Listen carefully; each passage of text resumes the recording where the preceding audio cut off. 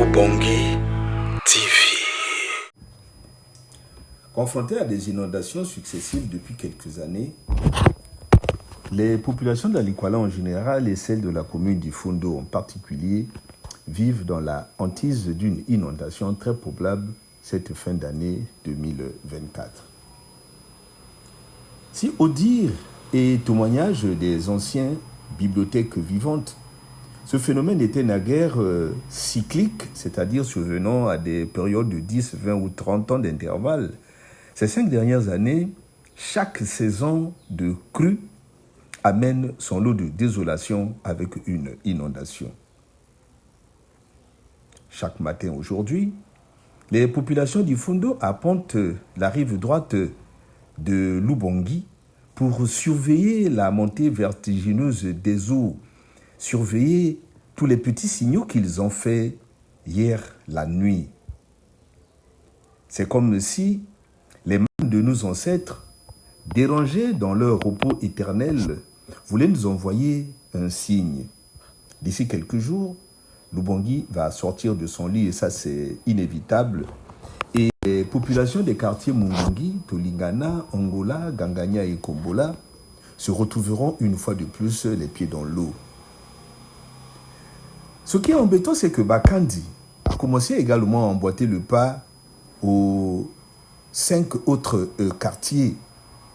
Bakandi, qui, au dire des anciens, s'inondait à des époques, mais de notre vécu quotidien, ce sont ces dernières années que certaines zones autrefois épargnées du phénomène d'inondation le subissent de plein fouet.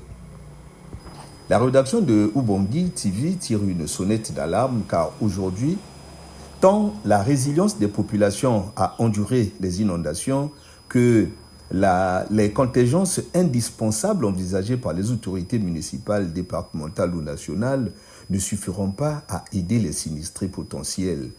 Voilà pourquoi il serait plus que opportun, surtout que les riverains ne sont pas prêts à être délocalisés, que tous les responsables cités, chacun au niveau de responsabilité qui est le sien, envisage d'ores et déjà des actions de prévoyance pour juguler ce qui arrivera inéluctablement incessamment.